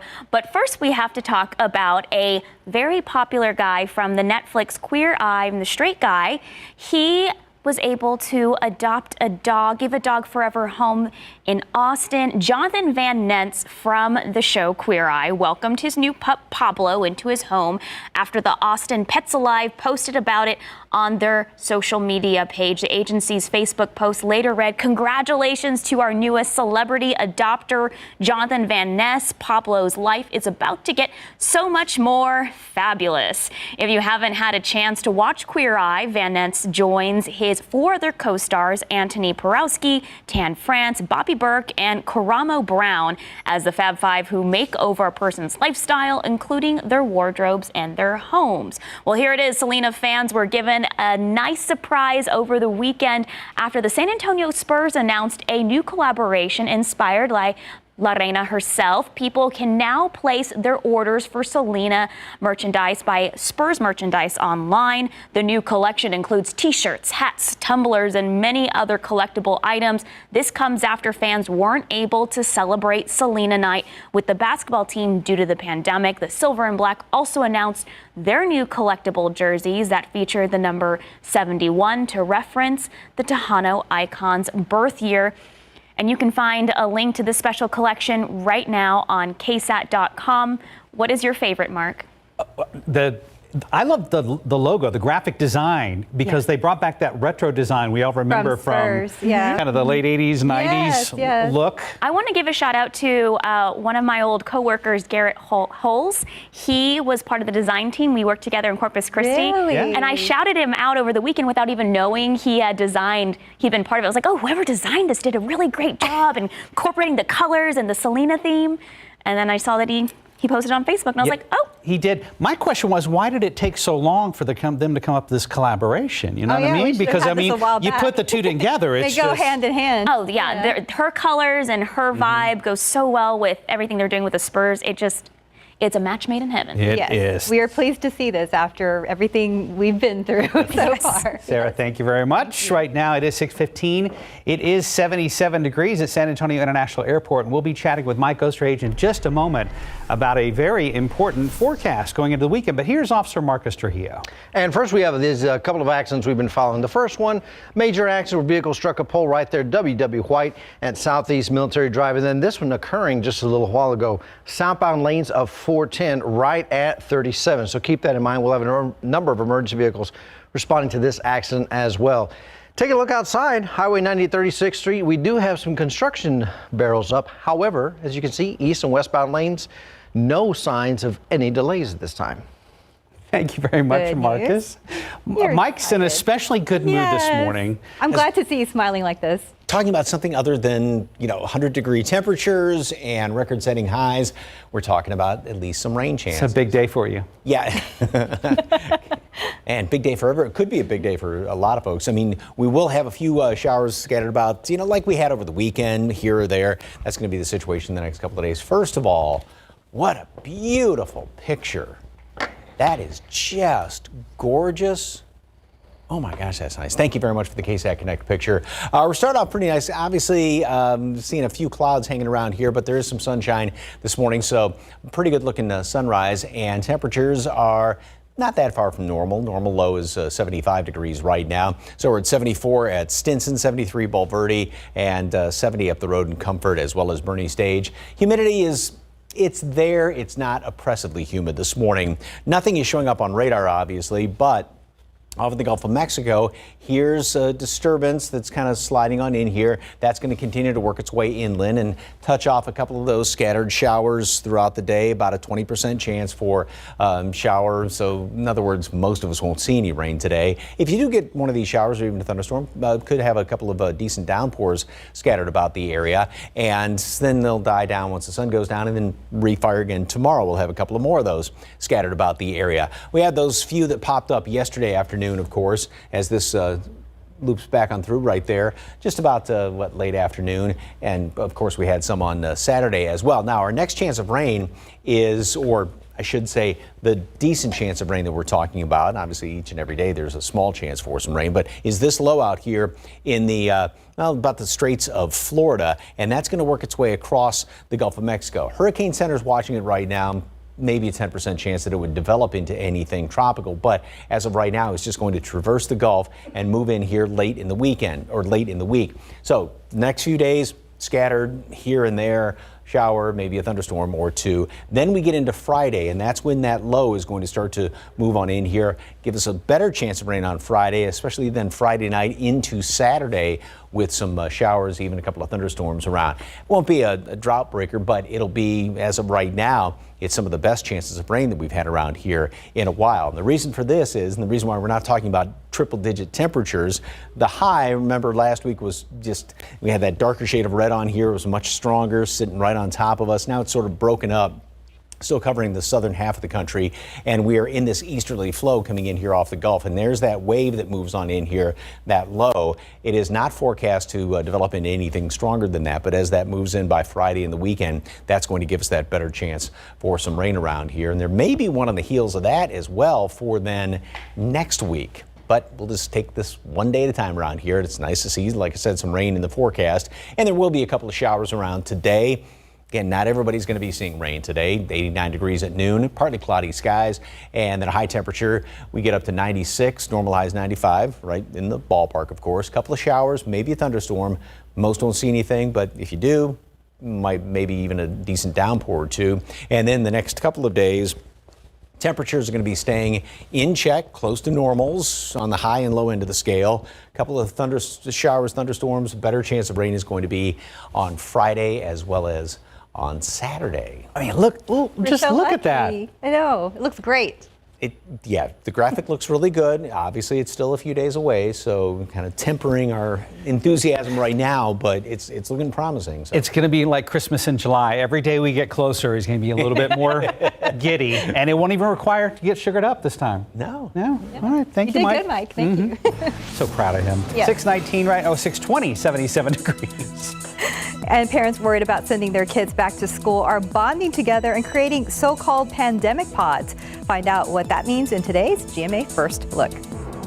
Here's your secret word of the day. Enter it on KSAT.com/Circle K for a monthly chance to win free gas for a year. Every entry wins a free iced coffee. Win with Circle K and GMSA.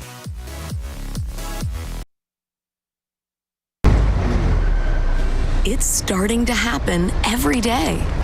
People are surprising themselves the moment they realize they can do more with less asthma. Thanks to Dupixent, the add-on treatment for specific types of moderate to severe asthma. Dupixent isn't for sudden breathing problems. It can improve lung function for better breathing in as little as 2 weeks and help prevent severe asthma attacks. It's not a steroid, but can help reduce or eliminate oral steroids. Dupixent can cause serious allergic reactions, including anaphylaxis. Get help right away if you have rash, shortness of breath, chest pain, tingling, or numbness in your limbs. Tell your doctor if you have a parasitic infection. And don't change or stop your asthma treatments, including steroids, without talking to your doctor. Do more with less asthma. Talk to to your doctor today about Dupixent. If your financial situation has changed, we may be able to help. In this morning's GMA First Look, they're being called pandemic pods, gathering small groups of students and paying for a private teacher. Leon Chikako Chang co-created the Facebook group Pandemic Pods and Micro Schools. How can we get together with other parents to try to help solve these problems together, share resources, share ideas, connect with other people, and so on? As COVID-19 cases surge in portions of the country and schools nationwide grapple with how and when to open safely, our goal is to help parents and caregivers and teachers figure out something that's going to work. But what about free options? Coming up at 7 a.m., parenting expert Rachel Simmons weighs in live with strategies to help parents that won't cost a cent. With your GMA First Look, I'm Ariel Reshef, ABC News, New York. The Spurs getting ready for their first exhibition game this Thursday at Disney World in Orlando. The team arrived back on July 9th and have been practicing as a team ever since.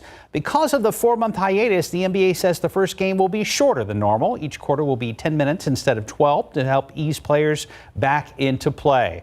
The Spurs are scheduled to play the Milwaukee Bucks Thursday, and they are scheduled to continue the regular season on July 31st.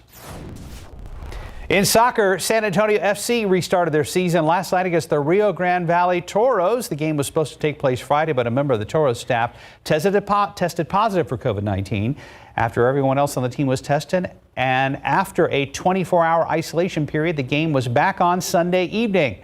SAFC off to a great start, scoring first in the 3rd minute, but the Toros scored in extra time, tying the game at 1.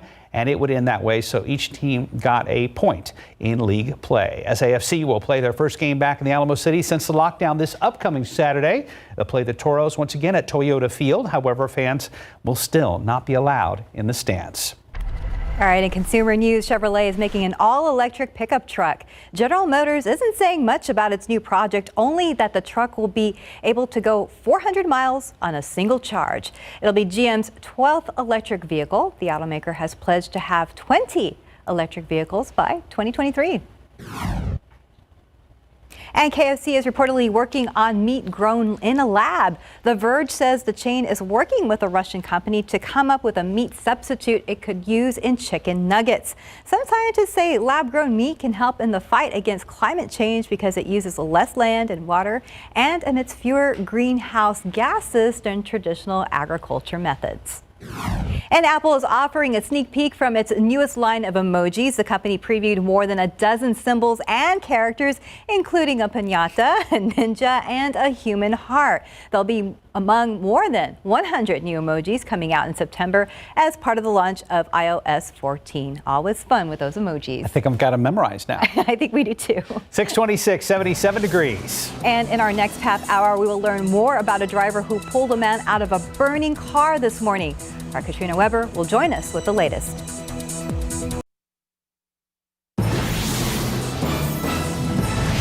It was a stranger to the rescue for a man in a burning car off this far north side highway. Good morning, I'm Katrina Weber. I'll tell you all about it. And maybe more than a few drops of rain are winding up in the extended forecast. But right now, as you start out your Monday morning, take a look at your screen. It's absolutely beautiful out there. And good morning to you. It is Monday. It is July 20th. Thanks for joining us this morning. And I have to tell you, Mike has been smiling all morning long because of these rain chances. Some of the best rain chances we've had around here in, what, a month and a half at least? I know we had some in June, but yeah, this is an encouraging forecast. All right, real quick, we must defer to Marcus because there's an update on the roads. We have another major accident. This is going to be I-10, 410 over on the east side. So folks, just pay attention once you head out. More to come. Thank you, Marcus. Yeah, it's been about 3 or 4 so far this morning. Wow. Not a good start, but anyway, we do have, like over the weekend, we had a couple of showers, scattered thunderstorm here and there. Unfortunately, most everybody didn't see rain. That's going to be the situation today as well as the next couple of days. We're starting off in the mid 70s. low 70s in parts of the hill country. Humidity is okay. It's there. It's not ridiculously high. You'll notice it when you step outside, however. Mold and pigweed are both on the low side. And we keep some of these clouds around this morning. You know, not quite as humid as where it has been. Partly cloudy skies, mid 90s, so about a normal high temperature later on today. A couple of those showers, a couple of thunderstorms. Again, most everybody won't see one, 20% chance for some rain. That's going to be the situation again the next few days. Temperatures stay. This is not bad. I mean, especially compared to last week in mid 90s, through a couple of showers here and there. And then we get in toward the weekend. Friday and especially Saturday, we have the best chances of rain that we've seen around here in a long time. There's a low that's going to be working its way across the Gulf of Mexico in toward us. And yeah, keep your fingers crossed, 'cause this is looking good. Details in just a couple of minutes. Once again, time saver traffic. And you said the latest major accident is where? Not showing up in this map. Not showing up there. But if we can take the camera, if we take the maps full, we'll be able to show you where these three major accidents are currently in the clearing stages. We still have this one here, 410, I'm sorry, WW White at Southeast Military. That's still clearing. And then southbound 410. As you're approaching 37, you'll see that slowdown well before you get to the interchange of 410 and 37. And then here's the latest one. We're looking at I-10, 410 over on the east side, southbound main lanes of 410. So keep that in mind if you're headed in that direction. Right now, as you take a look outside through TransGuide, I-10 and Frio, so far, no problems there. Mark? Thank you, Marcus. A driver on the far north side, no doubt grateful for a helping hand. Someone who pulled him from a burning car. Happened overnight on the far north side. Our Katrina Weber is live near 1604 in Bitters. Katrina, it sounds like this was a case of someone being in the right place at the right time. Yeah, based on what police tell us, that is exactly what happened. They say that person who pulled that driver from his burning car happened to be traveling along this highway as well. The trouble began about 2:30 this morning when a driver heading east on Loop 1604 went off the road between Northwest Military and Bitters. His car hit a deep dip between the main lanes and access road and then burst into flames. Police say someone from another car came to his rescue and got him out. And it appears that man did suffer some injuries, though.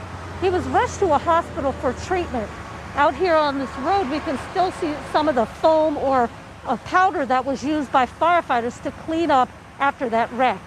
Reporting live on the far north side, Katrina Weber, KSAT 12 News. Katrina, thank you. Bexar County set a single-day record for new COVID-19 cases with more than 2,200 new cases reported just on Sunday. And discussions on how to send kids back to school are still happening here locally. Our Sarah Costa joins us live in the studio with how local teachers are reacting to this. Good morning, guys. And Harlandale ISD teachers are pushing for more remote learning than in-person learning for this fall. And Harlandale ISD teachers gathered Sunday afternoon at Harlandale Memorial Stadium to voice their concerns to returning to school in the fall as COVID-19 cases continue to surge in the area. The president of Harlandale Education Association says they are asking for flexibility to do 100% remote learning until it's safe to return. I honestly feel that we need to stay out of the schools and away and stay home until there are fewer cases. The Latino community that we predominantly serve has been hit harder by COVID, and so we don't want to make it worse for our students, our families who are really suffering, and also for our own colleagues. Well, a health directive issued Friday by the San Antonio Metropolitan Health District said school districts in San Antonio cannot reopen schools for on-campus face-to-face instruction until after September 7th. And with more than 3,300 cases of COVID-19 reported right here in Bexar County over the weekend, worries are growing that health officials will take more extreme measures to prevent the spread of the virus. But Bexar County Judge Nelson Wolf says he is against shutting down the city. Judge Wolf says he would take away some exceptions to mass gatherings such as church services. He says he hopes the county distributing protective equipment to business owners will help prevent a shutdown as well. Mark and Stephanie. Thank you, Sarah. Any morning headlines, officials in Portland, Oregon are demanding federal troops leave the city. Militarized units from the Department of Homeland Security and other federal agencies flooded the streets after weeks of protests. The mayor there is calling the federal response a direct threat to American democracy. ABC's Megan Tevrizian has the latest. This morning, the mayor of Portland, Oregon, demanding federal troops get out of his city. Leave. Your presence here isn't wanted. It's not needed. Mayor Ted Wheeler criticizing the Trump administration's decision to send the troops after more than 7 weeks of protests following the death of George Floyd, some of them violent. 4 or 5 men came out, jump out, and just start rushing at all of us. It was absolutely terrifying. An internal Homeland Security memo obtained by the New York Times says many on the ground are not even properly trained. Unmarked vehicles driving into crowds, pulling people off the streets without any probable cause, as far as I can tell. And the people who are engaging in those activities aren't even willing to identify who they are, and they don't wear insignia on their uniforms. That's a real threat to democracy. Now, top Democrats in the House are calling for an immediate investigation of the Justice Department and Homeland Security Department, questioning the use of force. On Fox News Sunday, President Trump defended the arrests. You know, if you look at what's gone on in Portland, those are anarchists, and we've taken a very tough stand. If we didn't take a stand in Portland, we've arrested many of these leaders. If we didn't take that stand, right now you would have a problem like, they were going to lose Portland. But Wheeler insists the troops are escalating the situation. There's no question in my mind that this is a very cynical ploy on the part of the Trump White House. It's targeting not only the city of Portland, but other democratically controlled cities. And I absolutely believe that the play here is to support his own base.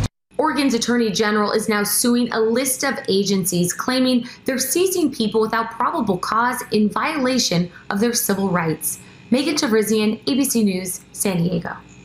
U.S. Marshals and the FBI are looking into a shooting at a federal judge's home in New Jersey. Investigators say U.S. District Judge Esther Salas was not injured in that shooting, but her 20-year-old son was shot and killed, and her husband is in the hospital with critical injuries. An official says the gunman appeared to be wearing a FedEx uniform and is still on the run. Salas's husband is a defense attorney, and right now it's not known if either of them was targeted in this attack. Salas was appointed to the bench by President Barack Obama 9 years ago and is the first Hispanic woman to serve on a federal bench in New Jersey. Delta Airlines says it will enforce its mask requirement more strictly starting today. It says people who cannot cover their face for medical reasons should consider staying home. If they do want to fly, Delta will require those passengers to complete a phone health screening first. Delta will use the results to determine if a given traveler can board its aircraft without a mask. Trader Joe's is changing some of its labeling on its international food products after some are calling it racist. More than 1,700 people signed an online petition demanding the change. The company uses other names for the foods such as, quote, Arabian Joe, end quote, for Middle Eastern products and, quote, Trader Jose, end quote, for Mexican products. A spokesperson for the grocery chain says they now realize that an attempt at lightheartedness had a degrading effect and changes are happening right now. European Union leaders will resume talks today over a $2 trillion stimulus package to help tackle the crisis caused by the coronavirus. The summit started Friday and was expected to last for 2 days. However, the 27 leaders have not been able to agree on a process because of ideological differences over spending limits. The EU Council President says negotiations will determine if leaders are capable of building European unity and trust. The United Arab Emirates successfully launched its first spacecraft bound for Mars, making history as the Arab world's first interplanetary mission. The spacecraft, called Hope, launched Sunday morning from Japan. It is expected to reach Mars by February of 2021. The mission will attempt to study the red planet's weather dynamics and atmosphere. This mission is one of several that are expected to launch this year because Earth and Mars are their closest right now. 640, 77 degrees. And COVID-19 does not seem like it's going to go away anytime soon, which means many of us are still at home to prevent the spread of the virus. Coming up after the break, we will look at ways to help kids fight obesity while staying at home.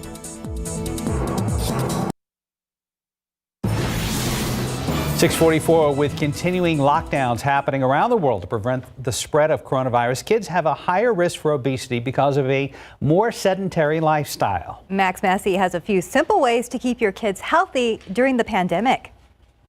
With summer in full swing and a lot of kids stuck at home, a lot are playing video games, watching TV, or just sitting around more than they normally would. But that could also put children at risk for becoming overweight or even obese. According to a study by the journal Obesity, children under lockdown are eating an additional meal, sleeping more, spending 5 hours more than usual in front of screens, and eating significantly more junk food. The good news? There are plenty of ways to help keep your kids in good health, even while they're under quarantine. First, make sure you have plenty of nutritious food at home, and try to eat well as a family. If you create a strong support system, it will help everyone become more successful. It's important to limit the number of junk foods or less healthy options while still making it appealing. For example, if your kid likes ranch dressing, pair it with veggies like broccoli or carrots as an afternoon snack. Next up, get moving. It can be as simple as starting your day with a morning walk or an evening jog around your neighborhood. Remember, kids are more likely to follow along if they see you taking the initiative. The third tip is to limit the screen time. Experts suggest spending less time looking at their phones, computers, and TV screens. But keep in mind, not all screen time is created equal, especially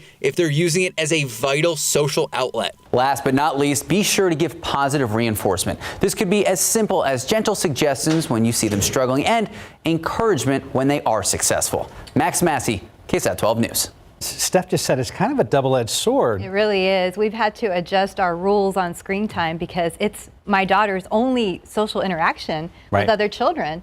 And actually, it's interesting watching them. They play through screen time. They play dolls, they play daycare, they set it up. It's very interesting to watch. Kids can still be kids Yes, they can. in this new normal. Yes, they can. Let's check traffic right now. It is 6:46. What's the very latest, Marcus? Because it's been a somewhat active morning so far. Mark, it's been very active this morning. So these are the major accidents that are still in the clearing stages.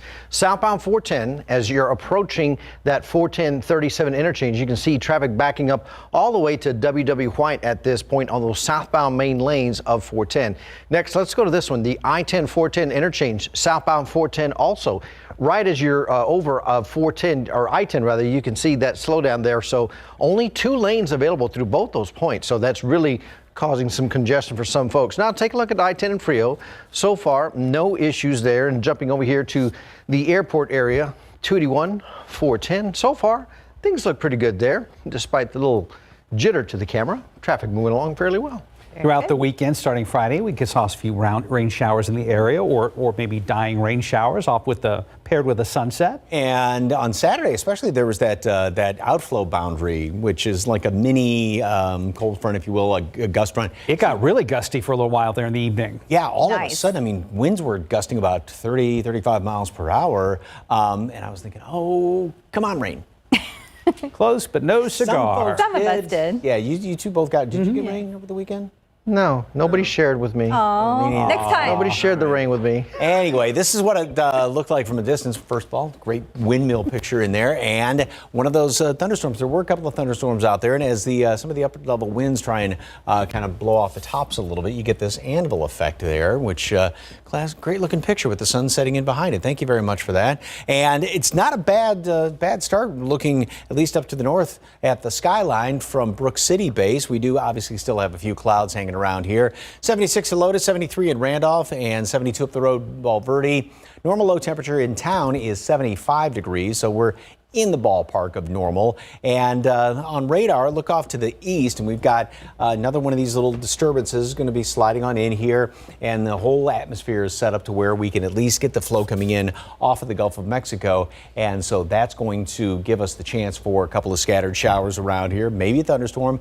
Most everybody won't see rain today, like the past couple of days, but at least there is that chance for some rain, and a few extra clouds going to help to hold temperatures down.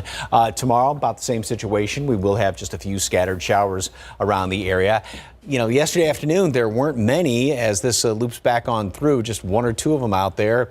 And if you got some rain, it was actually a couple of decent downpours. Now, it's going to be the same situation pretty much each and every day this week. We've got the good easterly flow off the Gulf of Mexico, so 20% chance of rain through about Wednesday. Thursday, I think things may get a little bit better as far as a rain chance. Then as we look at Friday and Saturday, we've got a low out here going through the Straits of Florida, and that's going to work its way across the Gulf of Mexico. Hurricane Center obviously is looking at this, but as of right now, says by a 10% chance that it would develop into anything tropical in nature. But as of right now, it's just looking like a rainmaker for us.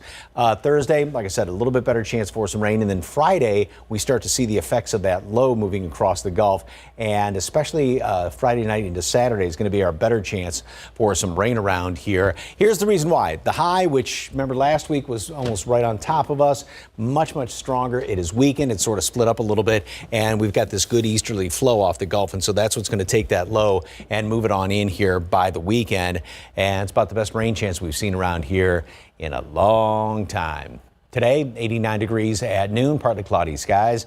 And later on today, going forward, 96 for high temperature. That's what we were on Saturday. Yesterday, we did get up to 99, had a little bit of extra sunshine around there. Partly cloudy skies, a couple of showers, maybe a thunderstorm here or there, and pretty much the same thing each and every day. Temperatures, those are just about normal readings in the mid-90s, mid-70s, scattered shower, thunderstorm or two.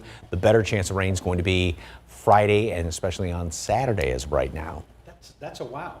Yeah. Yeah, great news. Hope it holds true. This is looking incredible. I mean, you know, we've been in watering restrictions and temperatures that were sizzling, and now maybe our lawns are going to get a nice break. Very nice. Hopefully. 2 thumbs up. There you go. Thanks, Mike. About 10 till right now, 77 degrees. You're watching GMSA. From toasting big life moments to enjoying happy hours with friends, join us tomorrow on GMSA where we look at how those drinks could be beneficial to your health if done in moderation. And Life Camp on your early Monday morning. The sun is now over the horizon. You're watching GMSA. The news you need to know before you go is next.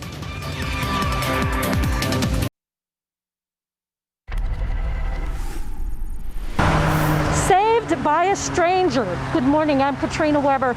San Antonio police say a driver here on the far north side is lucky to have had that helping hand. They say that man was heading east on Loop 1604 when his car left the road shortly before 2:30 this morning. The car hit a deep dip in the road between Northwest Military and Bitters Road, then burst into flames. A stranger in another car stopped and pulled the driver out of the burning car. Police found that driver lying out here on this access road when they got here. He was rushed to a hospital for treatment. You can still see some of the powder that's left over from firefighters cleaning up after that wreck. Reporting from the far north side, Katrina Weber, KSAT 12 News. Well, here are some stories to watch for throughout the day. Bexar County saw the highest number of COVID-19 cases in a single day yesterday. Local health officials say the spike could be related to the 4th of July. We will get an update on the total number of cases this evening in our 6 p.m. newscast. Well, the deadline to select a candidate to replace the late John Lewis's seat in Congress is today. Under Georgia law, the Democratic Party must inform the Georgia Secretary of State's office whether they intend to appoint a replacement. John Lewis died of pancreatic cancer on Friday. And now let's look at traffic with... As we take a look at the roadways, thank you, Sarah. We do still have a couple of accidents. These major accidents, southbound 410 at 37, causing some delays. And then we also have this accident, I-10, 410, also on the east side and also on the southbound main lanes of 410. Mike? And we are seeing some sunshine this morning, reflecting off the buildings of downtown. A couple of clouds obviously left over. 77 in town, just about normal. Some low 70s in parts of the hill country. 89 at noon, 96 for a high temperature. And 1 or 2 of those showers, kind of like what we had over the weekend. Most of us won't see any rain. That'll be the case the next couple of days. But rain chances are going to be improving Friday and especially Saturday. All right, thank you, guys. It's a beautiful morning so far. Thanks so much for starting your day with us here. Yes, thank you. Happy Monday. We'll see you back at 9.